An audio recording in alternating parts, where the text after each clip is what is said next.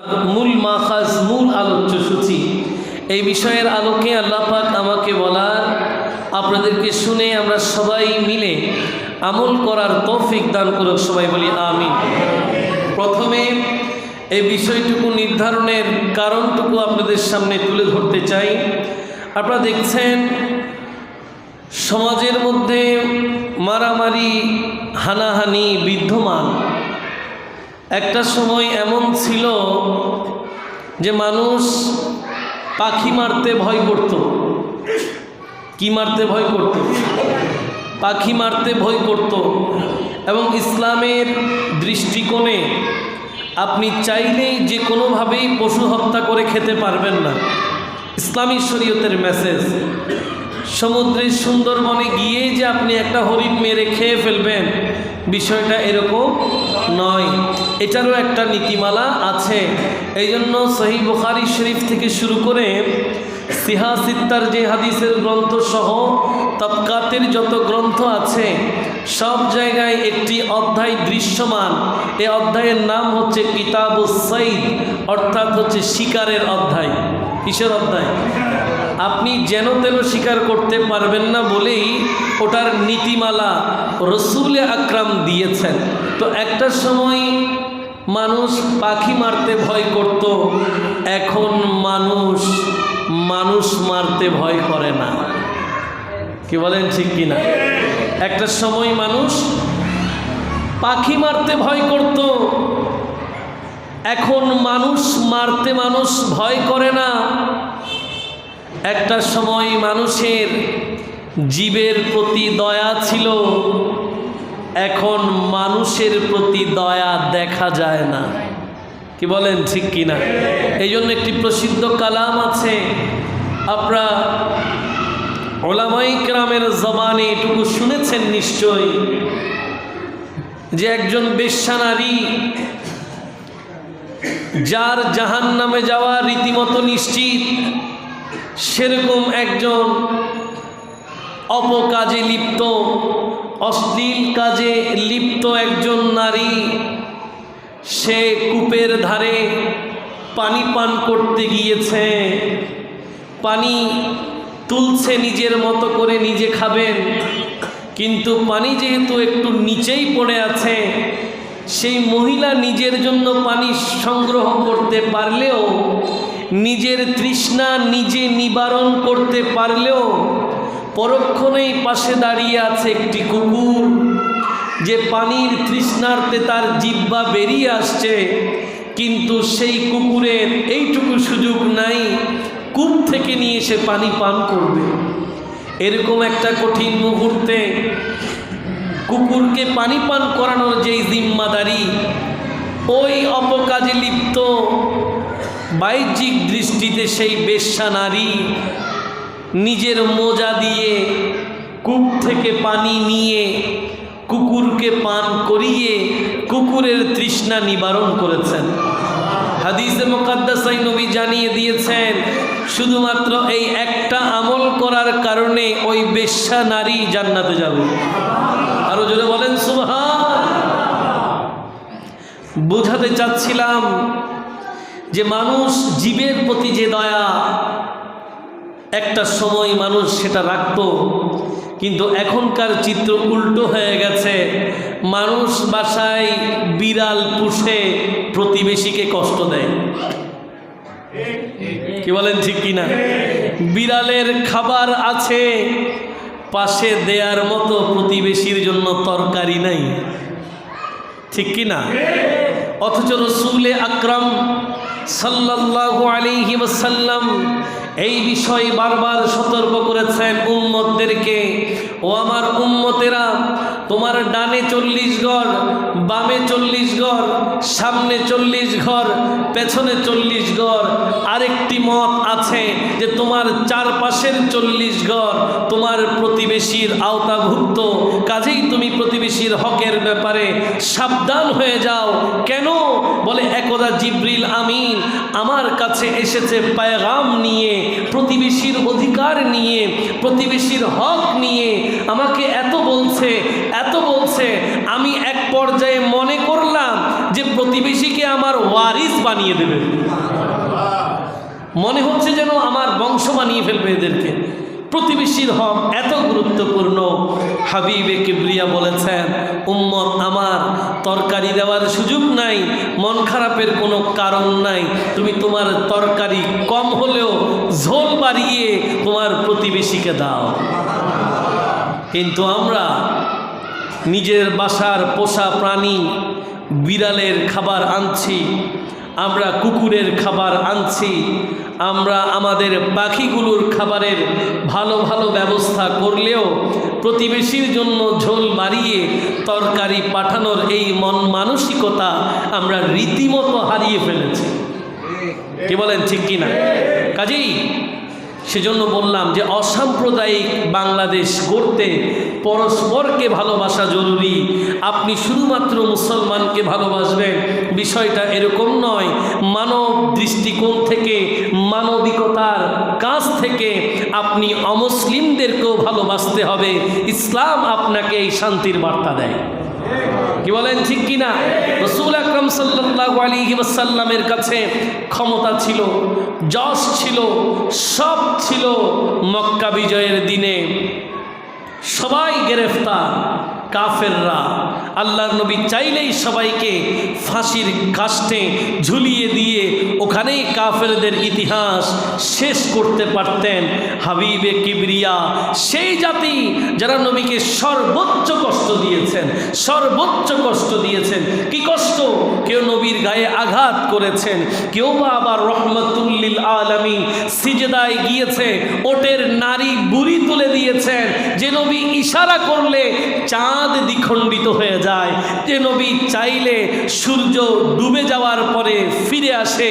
ওই হাবিবে কিবরিয়াকে এত কষ্ট দেওয়ার পরেও মক্কা বিজয়ের দিনে এক বাক্যে নবী তাদেরকে ক্ষমা করে দিয়েছেন। ইসলাম ব্যতি রেখে এই চমৎকার শান্তির পেগাম আর কেউ দিতে পারে না। এই জন্য তো বিদায় হজের দিনে কোরআন আল করিমের সর্বশেষ আয়াত, আল ইয়াউমা আকমালতু লাকুম দীনাকুম ওয়া আতমামতু আলাইকুম নি'মাতি ওয়া রাদিতু লাকুমুল ইসলাম দীনা। বলে আজ হাবিব আমি ইসলামকে পরিপূর্ণ করে দিয়েছি, নিয়ামতগুলোকে পরিপূর্ণ করে দিয়েছি। আজ থেকে ইসলামই একমাত্র পূর্ণাঙ্গ জীবন ব্যবস্থা, এর ব্যতি রেখে আর কোনো ধর্মের অস্তিত্ব এই জমিনে নাই। আল্লাহ পাক সেই ছায়াতলে থেকে পরস্পরকে ভালোবাসা আমাদেরকে তৌফিক দান করুক, সবাই বলি। এই জন্য আল খালকু আয়ালুল্লাহ, বলে এই সৃষ্টি এটা তো আল্লাহর পরিবার, এই সৃষ্টি এটা তো আল্লাহর পরিবার। সৃষ্টি বললেই অমুসলিমও চলে আসবে, মুসলিমও চলে আসবে। সৃষ্টি আল্লাহর পরিবার, এই পরিবারকে যারা ভালোবাসে তারা রীতিমতো আল্লাহকেই ভালোবাসে। রহমাতুল লিল আলামিন তো অমুসলিমদের অধিকারও সর্বোচ্চ বাস্তবায়ন করেছেন। কাজেই আমাদের কাছ থেকে যেন অমুসলিমরা নিরাপদ থাকে, আমাদের কাছ থেকে যেন কোনো অমুসলিম কষ্ট না পায়। কেন? যেখানে আমার রহমতের নবী তাদেরকে ইসলামের ছায়াতলে হয়তো নবী তাদের কবুল করে নাই, কিন্তু মানবতার ছায়ায় তাদেরকে সর্বোচ্চ দিয়েছেন। আমরা তো তারা যাদেরকে নবী ইসলামও দিয়েছেন, মানবতাও দিয়েছেন। কাজেই তাদেরকে ঈমান না দিলেও আমাদেরকে যেহেতু মানবতার চমৎকার দায়িত্ব দিয়েছেন, আমরা মানবতার দৃষ্টিকোণ থেকে অসাম্প্রদায়িক বাংলাদেশ গড়তে সবার প্রতি ভালোবাসার এই ছোঁয়াটা যেন ছড়িয়ে দিতে পারি। আল্লাহ আমাদেরকে তৌফিক দান করুক, সবাই বলি আল্লাহুম্মা সাল্লি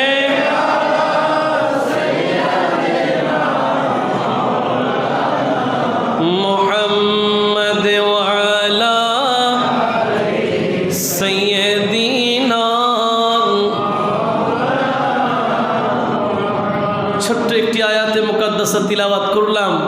রব্বুল আলামিন এলান করছেন, বিসমিল্লাহির রহমানির রহিম, উলাইকা আলা হুদাম মির রাব্বিহিম ওয়া উলাইকা হুমুল মুফলিহুন।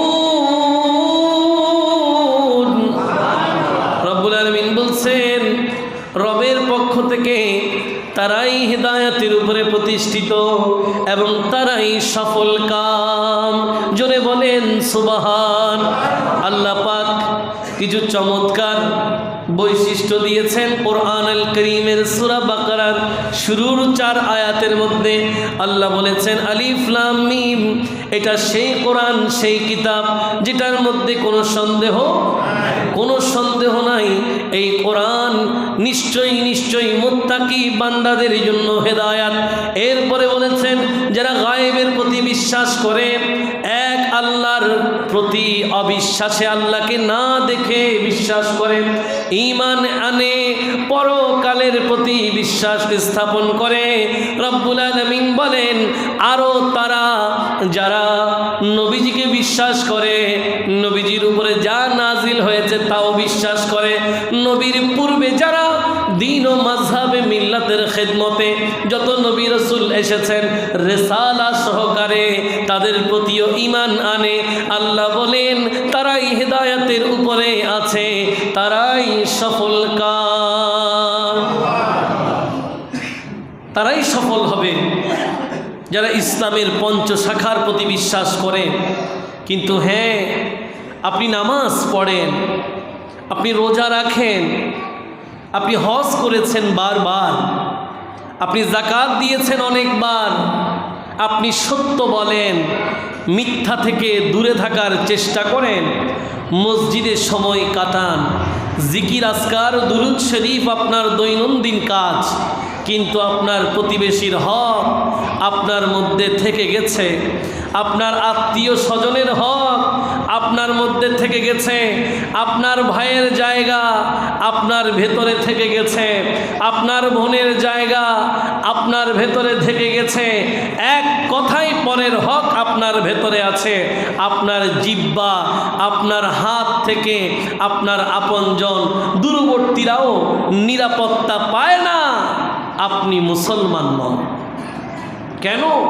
হাবিব বলেছেন, আল মুসলিমু মান সালিমাল মুসলিমুনা মিন লিসানিহি ওয়া ইয়াদিহি, বলে সেই তো প্রকৃত মুসলিম যার হাত, যার জিহ্বা থেকে অপর মুসলমান নিরাপদ হয়।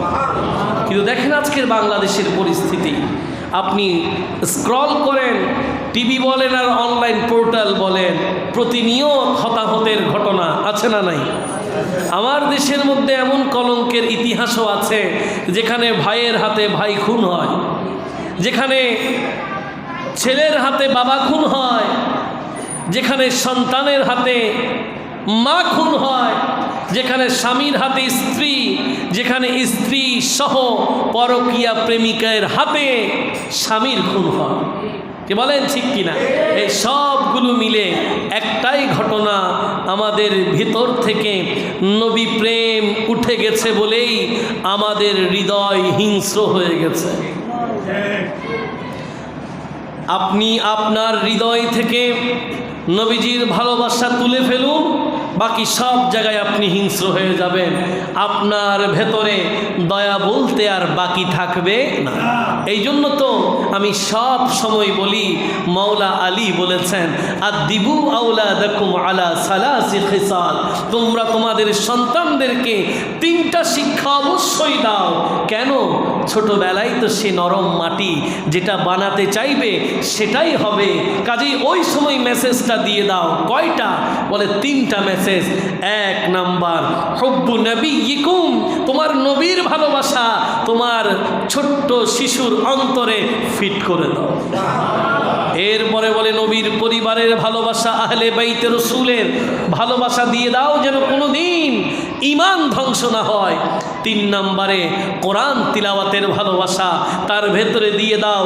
এই 3টা যদি তোমার ছোট্ট শিশুর হৃদয়ে থাকে, আস্তে আস্তে বেড়ে উঠবে সে, এই ভালোবাসাটাও বিশাল হতে থাকবে। জীবনে যেখানেই যাক নবীর প্রেমের সাথে সে আপোষ করবে না। আর এটা যদি আপোষ না হয়, হৃদয় কোমল থেকে যাবে, হৃদয় পাক থেকে যাবে, হৃদয় পবিত্র হয়ে যাবে। যেই হৃদয়ে নবীর ভালোবাসা আছে ওই হৃদয়ে খায়ানত থাকতে পারে না। যেই হৃদয়ে নবীজির ভালোবাসা আছে ওই হৃদয়ে ওয়াদা ভঙ্গের কোনো বৈশিষ্ট্য থাকতে পারে। যেই হৃদয়ে নবীর প্রেম আছে ওই হৃদয়ে মিথ্যা থাকতে পারে না। যেই হৃদয়ে নবীর প্রেম আছে ওই হৃদয়ে থাকবে প্রতিবেশীর অধিকার বাস্তবায়ন, পরস্পরকে ভালোবাসার সুশিক্ষা, একে অপরের হক নিয়ে সর্বোচ্চ সতর্কতা, সাথে থাকবে নামাজ, রোজা, হজ, যাকাত সহ ইসলামের প্রতিটা বিষয়ের সর্বোচ্চ গুরুত্বতা। এই জন্য মৌলা আলী বলছেন, 1 নম্বরে নবীর প্রেম দিয়ে দাও। এই জন্য তো আমি প্রায় বলি, বুজুর্গরা এই জমিনের মধ্যে এসেছেন, আল্লাহর ওলিরা এই জমিনে এসেছেন আমাদেরকে পবিত্র করার জন্য, আমাদেরকে শুদ্ধ করার জন্য, আমাদেরকে পরিশুদ্ধ করার জন্য। আলেমরা যদিও আমাদেরকে নামাজের মাসলা মাসাইল শেখাবে, আল্লাহর ওলিরা নামাজ কবুল হবে কিভাবে সেটা শিখাবে। এই জমিনে আল্লাহর ওলিরা সেই কাজ করেছেন। এরকম একজন জগৎ বিখ্যাত আল্লাহর ওলি হাফেজ কারি হুজুর আল্লামা তৈয়ব শাহর কথা সব সময় আমার মনে থাকে, আপনাদেরকে আমি প্রায় বলি। উনি বলেছেন, হুজুর কি মোহাব্বত আইনে ঈমান হ্যায়, নবীজির ভালোবাসা তোমার ঈমানের মূল, এটা যদি ঠিক রাখো ঈমান বেঁচে যাবে। সেই ঈমানের উপরে ইস্তেকামত থাকার আল্লাহ আমাদেরকে তৌফিক দান করুন। সবাই বলি আল্লাহুম্মা সাল্লি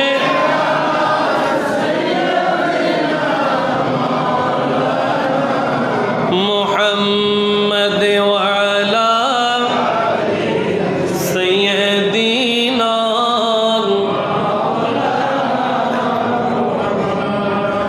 একে অপরকে ভালোবাসলে একমাত্র আল্লাহর জন্য কি লাভ, কি গুরুত্ব, সেটাই তো আজকের আলোচনার প্রতিপাদ্য বিষয়। আল্লাহর নবীর প্রিয় সাহাবী হযরত আবু হুরায়রা রাদিয়াল্লাহু তাআলা আনহু তিনি বর্ণনা করছেন, নবীজি ইরশাদ করেছেন, আন্না রাজুলান যারা আখান লাহু ফি ক্বরিয়াতিন উখরা। একদিন এক ব্যক্তি একটা গ্রামের মধ্যে তার ভাইয়ের সাথে দেখা করতে গেলেন। ফাআরসাদাল্লাহু লাহু আলা মাদরাজাতিহি মালাকা। ওই ব্যক্তি গ্রামে যখন তার একজন ভাইয়ের সাথে দেখা করতে গেলেন, যাওয়ার পথেই ওই ব্যক্তিটার জন্য আল্লাহ একটা ফেরেশতা নাজিল করলেন। ফেরেশতা পথের মধ্যেই আছে। ফালাম্মা আতা আলাই ক্বালা আইনা তুরিদু। তখন ফেরেশতার পাশ দিয়ে যখন ওই ব্যক্তি যাচ্ছে, তখন ফেরেশতা জিজ্ঞেস করলেন, তুমি কোথায় যাচ্ছ? সুবহানাল্লাহ। ফেরেশতা বলে, কোথায় যাচ্ছ? তখন ওই ব্যক্তি বললেন, উরিদু আখান লি ফি হাযিহিল ক্বরিয়া। বলে, এই গ্রামে আমার এক বন্ধু আছে, আমার এক ভাই আছে, আমি তার সাথে সাক্ষাতের আশায় তাকে একটু দেখতে যাচ্ছিলাম। তখন ফেরেশতা আবার বললেন, হাল লাকা আলাইহি মিন নি'মাতিন তারুবুহা। তার উপরে কি তোমার কোনো এহসান আছে, ওটার বিনিময়ে যাচ্ছ? কোনো কি দয়া আছে, ওটার বিনিময়ে তাকে দেখতে যাচ্ছ? ওই ব্যক্তি বললেন, লা গায়রা আন্নী আহবাবতুহু ফিল্লাহি আযজা ওয়া জাল্লা। বলে, না না, কোনো বিনিময় নাই, কোনো এহসান আমার উপরে নাই, তার উপরও আমার নাই, আমার উপরও তার নাই, তো কেন যাচ্ছ তাকে দেখার জন্য? বলে, আমি তাকে আল্লাহর জন্য ভালোবাসি, আমি তাকে আল্লাহর জন্য ভালোবাসি। তখন ওই ফেরেশতা আল্লাহর পক্ষ থেকে ওই ব্যক্তিকে সুসংবাদ দিলেন, ফাইন্নী রাসূলুল্লাহি ইলাইকা বিআন্নাল্লাহা ক্বাদ আহাব্বাকা কামা আহবাবতাহু ফীহি। বলে, আমিও তোমাকে এক সুসংবাদ দেওয়ার জন্য আল্লাহ আমাকে এখানে সংবাদদাতা হিসেবে পাঠিয়েছেন। তুমি যে আল্লাহকে ভালোবেসে তোমার সেই বন্ধুটাকে দেখতে যাচ্ছ, একমাত্র আল্লাহর ভালোবাসার কারণে। যেই আল্লাহর ভালোবাসায় তুমি তোমার ভাইকে ভালোবাসো, ওই আল্লাহ তোমাকে ভালোবাসে। প্রিয় ভাইয়েরা আমার, আপনি যখন কাউকে আল্লাহর জন্য ভালোবাসবেন তখন আল্লাহ বিনিময়ে আপনাকে ভালোবাসবে। সেই ভালোবাসাটা আপনার ভাইয়ের প্রতিও হতে পারে, সে ভালোবাসা আপনার বোনের প্রতিও হতে পারে, সেই ভালোবাসা প্রতিবেশীর অধিকার বাস্তবায়নে হতে পারে, সেই ভালোবাসা নিকটবর্তী দূরবর্তী আত্মীয় স্বজনদের ক্ষেত্রেও হতে পারে, সেই ভালোবাসা মসজিদের খতিব সাহেবের প্রতিও হতে পারে, এই ভালোবাসা ইমাম মুয়াজ্জিন খাদেমের প্রতিও হতে পারে, এই ভালোবাসা মসজিদের মুসল্লি একে অপরের প্রতিও হতে পারে। কারণ ইবাদত ঘনিষ্ঠ ভালোবাসাগুলো কিয়ামতের ময়দানে বেশি কাজে আসবে। শুধু কিয়ামতে নয়, দুনিয়াতেও কাজে আসবে। কেমন? যেই মানুষটার সাথে আপনি প্রতিনিয়ত প্রথম কিংবা দ্বিতীয় কাতারবদ্ধ হয়ে জোহর আসর মাগরিব এশা ফজর আদায় করেছেন, হঠাৎ একদিন যদি সে না থাকে, সর্বপ্রথম সে যখন আপনাকে স্মরণ করবে তখন বলার সময় বলবে, আহারে কিছুদিন আগেই তো আমার সাথে নামাজ পড়েছে। তার এই বলা ফেরেশতারা নোট করে রবের দরবারে তুলে দিলেই ওই বান্দার কবরে আল্লাহর রহমত নাজিল হবে। কাজেই ইবাদত ঘনিষ্ঠ সম্পর্কগুলোকে আল্লাহ পাক আমাদেরকে মজবুতির সাথে বাস্তবায়নের তৌফিক দান করুক, সবাই বলি। এই জন্য আরেকটা হাদিসের মধ্যে এসেছে, নবীজির প্রিয় সাহাবী হযরত মুআজ ইবনে জাবাল রাদিয়াল্লাহু তাআলা আনহু তিনি বর্ণনা করছেন যে রাসূল পাক সাল্লাল্লাহু আলাইহি ওয়াসাল্লামকে আমি বলতে শুনেছি যে আল্লাহ বলেছেন, ওয়াজাবাত মাহাব্বাতি লিল মুতাহাব্বিনা ফিয়া, যে আল্লাহ বলেছেন আমার ঘোষণা সেই বান্দাদের প্রতি তাদেরকে ভালোবাসা আমি আল্লাহর কর্তব্য। কাদের? বলে লিল মুতাহাব্বিনা ফিয়া, যারা আল্লাহর জন্য একে অপরকে ভালোবাসে। কার জন্য? আল্লাহর জন্য। আর ওয়াল মুতাজালিসিনা ফিয়া, আল্লাহর জন্যই মাহফিলে বসে। এই যে আপনারা বসছেন, বাকিদের চেয়ে সময় বেশি দিচ্ছেন, এটা আমার জন্য নয়, এটা একমাত্র আল্লাহর সন্তুষ্টির জন্য। কি বলেন ঠিক কিনা? রব্বে করিম বলেন, যারা একমাত্র আল্লাহর জন্য আল্লাহর মাহফিল কায়েম করে ওই মজলিসে বসে, আমি আল্লাহ তাদেরকে ভালোবাসি। তা নয়, আরও আছে ওয়াল মুতাজাবিরিনা ফিয়া, বলে যারা আল্লাহর জন্যই একে অপরকে দেখতে যায়, সাক্ষাতে যায়। এই জন্য তো কিছুদিন আগেও বলেছিলাম যে এক মুসলমানের প্রতি আরেক মুসলমানের 6টি অধিকার আছে। কয়টি? 6টি। এর মধ্যে একটি হচ্ছে ইয়াদাতুল মারিজ, রোগীর সেবা করা। আপনজন দূরবর্তী হতে পারে, যখনই অসুস্থ হয় তাকে দেখতে যাওয়া, এটা মুসলমানের পারস্পরিক অধিকার, এটা বাস্তবায়ন করতেই হবে। এই জন্য রব্বে করিম এই জায়গায় এনেছেন ওয়াল মুতাজাবিরিনা ফিয়া, যারা আল্লাহর জন্য কাউকে দেখতে যায় তাদেরকে ভালোবাসা আমি আল্লাহর কর্তব্য। আর ওয়াল মুতাবাদিলিন, আর আল্লাহর জন্য যারা আল্লাহর ভালোবাসায় খরচ করে। প্রিয় ভাইয়েরা আমার, অনেকে মসজিদের দান বাক্সে টাকা দেন, অনেকে মসজিদের খেদমত করেন, অনেকে মসজিদের নানাবিধ অসুবিধাগুলো, নানাবিধ সমস্যাগুলো সমাধান করার চেষ্টা করেন। অনেক বাচ্চারা মাদ্রাসায় পড়তে পারে না, তাদের কিতাব কিনে দিচ্ছেন। অনেক বাচ্চাদেরকে আপনারা পড়ানোর দায়িত্ব নিয়েছেন। অনেক ইয়েতিমখানার মধ্যে অনেকে চাল দিচ্ছেন, অনেকে ডাল দিচ্ছেন, অনেকে অন্তত একজন বাচ্চার বেতনের দায়িত্ব নিয়েছেন। যারা এই জাতীয় কর্মকাণ্ডে লিপ্ত, রহমতুল্লিল আলামিনের জবানে রব্বুল আলামিন বলছেন ওয়াল মুতাবাজিলিনা ফিয়া, যারা আল্লাহর ভালোবাসায় আল্লাহর রাস্তায় ব্যয় করে আমি তাদেরকেও ভালোবাসি। প্রিয় ভাইয়েরা আমার, সবগুলোর কেন্দ্রবিন্দু হচ্ছে আল্লাহর ভালোবাসা। আপনি কাউকে ভালোবাসবেন, কাউকে পছন্দ করবেন, কাউকে কিছু দেবেন, কাউকে সাহায্য করবেন, উদ্দেশ্য হবে কে? একমাত্র আল্লাহ। যাই হয়, আল্লাহ যদি আপনার কেন্দ্রবিন্দুতে থাকে তবেই পৃথিবীটা আপনার কাছে চমৎকার, আপনি আল্লাহর দরবারে চমৎকার। কাজেই আল্লাহ পাক আমাদেরকে এই অসাম্প্রদায়িক বাংলাদেশ করতে গিয়ে সবাই যেন সবার প্রতি আন্তরিক হয়, হানাহানি মারামারি কাটাকাটি থেকে, একজন আরেকজনের ক্ষতি করা থেকে নিজেদেরকে যেন আমরা বিরত রাখতে পারি। আল্লাহ আমাদের সবাইকে সেভাবে কবুল করুক। সবাই বলি আল্লাহুম্মা সাল্লি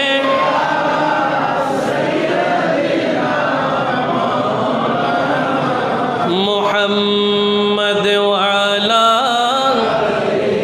সাইয়্যিদিনা।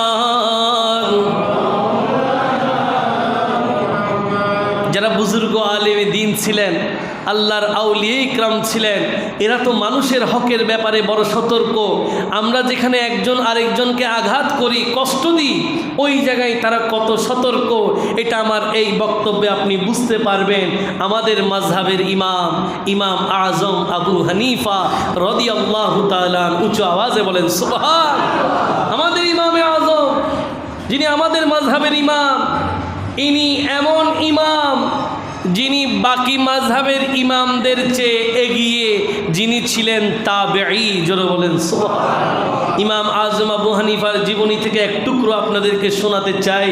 উনার সফর সঙ্গী হযরত মুসির ইবনে কোদাম রহমাতুল্লাহ আলাইহি, তিনি বলছেন, একদা আমি ইমাম আজমের সাথে পথ চলছিলাম, পথে হাঁটছিলাম, হঠাৎ করে হাঁটতে গিয়ে ইমাম আজমের কদম একটা ছোট্ট বাচ্চার পায়ের উপরে পড়ে গেছে। ছোট বাচ্চার পায়ের উপরে পড়ে গেছে। পা তিনি তুলতে দেরি, ওই ছোট্ট বাচ্চাটা বলল, ইয়া শেখ আমা তাখাফুল কিসাস ইয়াউমাল কিয়ামা।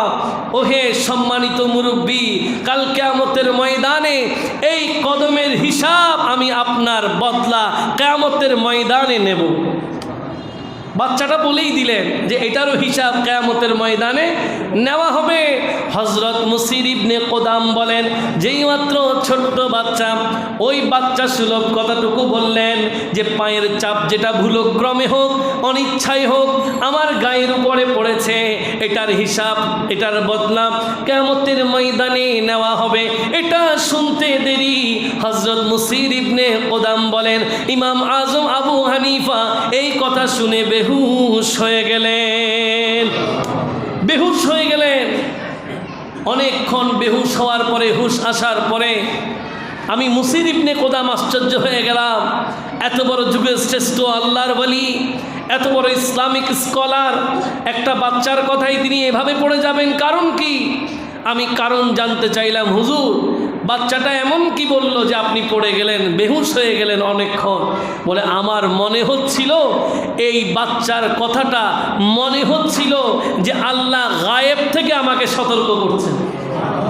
সুবহানাল্লাহ রাজনে এই বাচ্চার হকের কথা বলে আমার মনে হচ্ছিল আল্লাহ আমাকে গায়েব থেকে সতর্ক করতেছেন। ছোট্ট একটা বাচ্চার আঘাত যদি এই অবস্থা হয়, আপনার ভাইয়ের হক কীরকম হবে? আপনার বোনের হক কীরকম হবে? হোক সে অমুসলিম, আপনার প্রতিবেশী হিন্দু বৌদ্ধ খ্রিস্টান, তাকে আঘাতের কোনো সুযোগ আপনার। আপনি যদি অসাম্প্রদায়িক বাংলাদেশ করতে চান, সুন্দর একটি পৃথিবীতে চমৎকারভাবে বাঁচতে চান, সবাইকে আল্লাহর সৃষ্টি হিসেবে আপনার এই ভালোবাসা বিলিয়ে দেওয়ার কথা আমার রহমতুল লিল আলামিন বলেছেন। এই জন্য আল্লাহর নবীর এমন মাকাম ছিল যে রহমতুল লিল আলামিনকে তো আল আমিন বলতো ওই জামানায় যেখানে তখনও কেউ ঈমানের দাওয়াত পায় নাই। মক্কার কাফেররা সবাই তো নবীকে জানতেন আল আমিন, হাবিবে কিবরিয়া। এই যে আল আমিন বিশ্বাসী উপাধি পেয়েছেন, জীবনের শেষ সময় 63 বছরের হায়াতে জিন্দেগির পর্দা করার সময় পর্যন্ত তিনি আল আমিন ছিলেন। আজকেও রওজায়ে আকদাসে আল আমিন আছে। এই জন্য রহমতুল লিল আলামিনের একটি কথা প্রাসঙ্গিকভাবে এই জায়গায় চলে আসে। মুনাফিকদের অন্যতম সদস্য যুলখওয়াইসরা তামিমি, সে তো আল্লাহর নবী একবার গনিমতের মাল বন্টনের সময় নবীজিকে বলেছিলেন, ইদিল ইয়া রাসূলুল্লাহ, হাবিব আপনি গনিমতের মাল বন্টনের সময় আপনি একটু কি করেন, ইনসাফ করেন। আল্লাহর নবী ওই জায়গায় একটু কঠোর ছিলেন, বলছেন কি বললে তুমি, আমি যদি ইনসাফ না করি ইনসাফ করবে কে? প্রিয় ভাইয়ের আমার, আমরা সেই নবীর উম্মত যেই নবী সর্বোচ্চ ইনসাফ করেছেন। আমরা আমাদের অবস্থান থেকে, আমাদের সামর্থ্যের জায়গা থেকে পরিপূর্ণ করতে না পারলেও আমাদের অন্তত ভালো কাজের প্রতি চেষ্টা করা উচিত। ইচ্ছায় অনিচ্ছায় কাউকে কষ্ট দেওয়ার সুযোগ। আমরা তো এখন মানুষকে বিপদে ফেলার জন্য ওত পেতে থাকি, কি বলেন ঠিক কি? বিপদে ফেলার জন্য কি থাকে? ওত পেতে থাকে। পরনিন্দা পরচর্চাই থাকে আমাদের জীবনের অন্যতম লক্ষ্য। হিংসাই থাকে আমাদের জীবনের গুরুত্বপূর্ণ প্রতিপাদ্য। আমরা যেখানে সারাক্ষণই অপকর্মে লিপ্ত, অথচ হাবিব তো কতবার বলেছেন যে তুমি অহংকার করো না। কেন? বলে আল কিবরিয়াও হৃদাই, কারণ এই অহংকার তো আল্লাহর চাদর, এটা ধরে টানা যাবে না। হিংসার ব্যাপারে নবী বারবার বলেছেন আল হাসাদু ইয়াকুলুল হাসানাত কামা তাকুলুন নারুল হাতাবা। কেন হিংসা করো? এমন কি আছে তোমার? তুমি এসেছো নাপাক থেকে, দুনিয়াতে নাপাক নিয়ে ঘুরো। এই নাপাকি থাকলে কবরে গিয়ে আবার নাপাক হবে। তোমার আর কি অস্তিত্ব? তোমার আর কি হিংসা? হাবিব তো বলেন এই হিংসা তোমাকে, তোমার আমলকে এমনভাবে ধ্বংস করে দেবে যেভাবে একটি শুকনা কাঠকে আগুন ছাই করে দেয়, ওইভাবে তোমার আমলগুলোকে হিংসার মতো একটা কাজ নিঃশেষ করে দেবে। হাবিবে কিবরিয়া তো কতবার সতর্ক করেছেন পরের হকের ব্যাপারে, প্রতিবেশীর হকের ব্যাপারে, আত্মীয় স্বজনের হকের ব্যাপারে। এমনকি নবী বলেছেন মুসলমানদের উপরে মুসলমানদের যেই জিম্মাদারি, তার চেয়ে বেশি অমুসলিমদের ব্যাপারে মুসলমানদের আরও বেশি সতর্ক হওয়া দরকার। প্রিয় ভাইয়ের আমার, কাজেই আল্লাহ পাক এই যাবতীয় বিষয়গুলো আমাদেরকে মেনে চলার, আল্লাহর জন্যই একে অপরকে ভালোবাসার তৌফিক দান করুক। সবাই বলি এটা যদি আমরা বাস্তবায়ন করতে পারি, একটি সুন্দর সমাজ বাস্তবায়ন হবে, একটি সুন্দর রাষ্ট্র চমৎকার অবকাঠামোতে পরিচালিত হবে, যেখানে থাকবে না হানাহানি, যেখানে থাকবে না মারামারি, যেখানে থাকবে না কাটাকাটি, মতাদর্শের ভিন্নতা হবে। তবে আমরা তো ভাই ভাই। একটি দেশে আপনি নাগরিক, এই নাগরিক হিসেবেই আপনাকে বাঁচতে হলে অপর নাগরিকের ক্ষতি করা যাবে না। আল্লাহ আমাদেরকে এই বিষয়গুলো আল্লাহর দিকে তাকিয়ে নিজের জীবনটাকে ওইভাবে সুসজ্জিত করার তৌফিক দান করুক। সবাই বলি এই জন্য যারা বাস্তবিক পক্ষেই আল্লাহর জন্য কাউকে ভালোবাসে, আল্লাহ তাদেরকে তাদের সামনে এনে দেয়, তাদের ইচ্ছাগুলো পূরণ করে দেয়। ওই যে কিছুদিন আগেও মনে হয় একবার বলেছিলাম, মাযহাবের অন্যতম ইমাম আহমদ বিন হাম্বল রহমতুল্লাহ আলাইহিল বারি, যিনি কেউ বলেছেন প্রায় 11 লক্ষ হাদিসের হাফেজ। আর জোরে বলেন সুবহান। 11 লক্ষ হাদিসের হাফিজুল হাদিস ইমাম আহমদ বিন হাম্বল, তিনি একদিন রাত্রে ইবাদত করছেন মসজিদে চেয়েছিলেন তিনি এশার পর থেকে ফজর পর্যন্ত অবস্থান করবেন, অর্থাৎ রাত কিতাব দেখতে দেখতে পড়তে পড়তে মসজিদে কাটিয়ে দেবেন। কিন্তু মসজিদের খাদেম বলে এশারের পরে আর মসজিদ খুলে রাখার সুযোগ নাই। ইমাম আহমদ বিন হাম্বল সেখান থেকে বেরিয়ে গেলেন। বেরিয়ে যাওয়ার পরে রাতটা কোথায় কাটানোর জন্য অলিতে গলিতে চেষ্টা করছিলেন। দূর থেকে একটা আগুন, প্রজ্বলিত আগুনের চুলা দেখা যাচ্ছে। তিনি সেই জায়গায় গেলেন, দেখছেন একজন রুটিওয়ালা ভাই, তিনি রুটি বানাচ্ছেন। আহমদ বিন হাম্বল ওই রুটিওয়ালা ভাইকে বলছেন যে আপনি যদি অনুমতি দেন তাহলে আপনার এই রুটির চুলার আগুন থেকে শীতের রাতে আমি একটু আগুন পোহাতে চাই। আল্লাহর ওলিদের অবস্থা দেখেন। আমরা তো বাদামওয়ালার বাদাম কথা ছাড়া খেয়ে ফেলি, বাদামওয়ালার বাদাম কথা ছাড়া খেয়ে ফেলি। বড়ই মিষ্টি না তিতা, আগে একটা খেয়ে ফেললাম, এরপরে বলতেছি ভালো লাগতেছে না। এটারও হিসাব কিয়ামতের ময়দানে আপনাকে আমাকে দিতে হবে। তিনি আগুন পোহাবেন, এই আগুনের মালিক লা ইলাহা ইল্লাল্লাহ, জমিনে ওই রুটিওয়ালার দায়িত্বে আছে, কিন্তু তিনি বিনা অনুমতিতে আগুন পোহাতেও রাজি না। রুটিওয়ালা বললেন, জি হুজুর, আপনি এখান থেকে আগুন পোহাতে পারবেন, এদিকে অবস্থান করতে পারবেন। অবস্থান করতে করতে দেখলেন যে ওই রুটিওয়ালা একজন সাধারণ কর্মজীবী মানুষ, প্রতিটা কাজেই দেখছে আস্তাগফিরুল্লাহ পড়ছে, আস্তাগফিরুল্লাহ পড়ছে, প্রতি কাজেই তার আল্লাহর সহযোগিতা সে নিচ্ছে। এক পর্যায়ে ইমাম আহমদ বিন হাম্বল হায়রান হলেন, তাকে জিজ্ঞাসা করলেন, প্রিয় ভাই আমার, প্রতি কাজেই তোমাকে ছোট্ট জিকির, ছোট্ট তসবিহ আস্তাগফিরুল্লাহ আমি পড়তে দেখছি, কারণ কি? কি কারণে পড়ো? এমন কি পেলে আস্তাগফিরুল্লাহর মাঝে এই যখন অবস্থা? রুটিওয়ালা ভাই বললেন, হুজুর, এই আস্তাগফিরুল্লাহ শুনতে একেবারেই ছোট একটা জিকির, কিন্তু এটা এমন জিকির যেটা পড়ে আমি আল্লাহর দরবারে যা দোয়া করেছি তাই পেয়েছি। যা দোয়া করেছি তাই পেয়েছি। কিন্তু হুজুর, হ্যাঁ সব পেলেও একটা দোয়া এখনো কবুল হয় নাই, একটা দোয়া। ইমাম আহমদ বিন হাম্বল জানতে চাইলেন ওই দোয়া কোন দোয়া? তিনি আরো অস্থির হলেন, সব কবুল, একটা কবুল হয় নাই, ওটা কি? তিনি বললেন, যাকে হৃদয়ে জায়গা দিয়েছি, যাকে আমি এই জামানায় সবচেয়ে ভালোবাসি, যার একটু দিদার, যার একটু সাক্ষাতের জন্য আমি আজকে অনেক দিন অস্থির, এই আস্তাগফিরুল্লাহর জিকিরা আমি তার সাক্ষাৎ কামনা করি, যাকে আমি আল্লাহর জন্য ভালোবাসি, আজকের দিন পর্যন্ত তার দেখা হয় নাই। তিনি হচ্ছেন এই জামানার ইমাম, ইমাম আহমদ বিন হাম্বল। আরো জোরে বলেন না সুবহানাল্লাহ। ইমাম আহমদ বিন হাম্বল যখন এই কথা শুনে ফেললেন, চোখের পানি ছেড়ে দিয়ে বললেন, ও রুটিওয়ালা ভাই, আল্লাহ তোমার জিকির এমনভাবে পছন্দ করেছে, তোমাকে আর কষ্ট করে ওই যুগের শ্রেষ্ঠ ইমাম ইমাম আহমদ বিন হাম্বলের কাছে যেতে হবে না। যাকে তুমি আল্লাহর জন্য ভালোবাসো, ওই আল্লাহই তোমাকে এমনভাবে কবুল করেছেন, ওই ইমাম আহমদ বিন হাম্বলকে তোমার ঘরে তশরিফ আনিয়ে দিয়েছে। প্রিয় ভাইয়ের আমার, কাজেই পরস্পরকে ভালোবাসলেই আল্লাহর ভালোবাসা পাওয়া যায়। এই বিষয়টা আমরা অন্তরে লালন করে আমাদের জীবনটাকে কাটাতে চাই। যেদিন সর্বোচ্চ বিচারের দিন, সে কিয়ামতের ময়দানে আল্লাহ বলবেন, আইনাল মুতাহাব্বুনা বিজালালি, কই তারা যারা আমি আল্লাহর জন্য একে অপরকে ভালোবাসতো? কেন?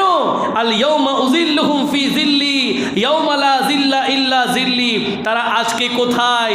আমি তাদেরকে আমার আরশের ছায়াতলে জায়গা দেব। কারণ আজকে আমার ছায়া ছাড়া আর কোনো ছায়া। প্রিয় ভাইয়েরা, আরশের তলে রবের ছায়া যদি পেতে চান, সেই কঠিন ময়দানে মেহশারে সাহেবে মাকামে মাহমুদ, সুপারিশের সর্বোচ্চ অধিকারী মুহাম্মদুর রাসূলুল্লাহ সাল্লাল্লাহু আলাইহি ওয়াসাল্লামের সুপারিশ যদি পেতে চান, পরস্পরকে ভালোবাসুন, আল্লাহর বান্দাদেরকে ভালোবাসুন, নবীজির উম্মতদেরকে ভালোবাসুন। একটি সুন্দর পৃথিবী, একটি চমৎকার দেশ, একটি শৃঙ্খল, একটি চমৎকার সুস্থ সমাজ জাতিকে উপহার দিন। ভালো থাকুন, সুস্থ থাকুন, সেই প্রত্যাশায় ওয়া আখির দাওয়ানা আনিল হামদুলিল্লাহ।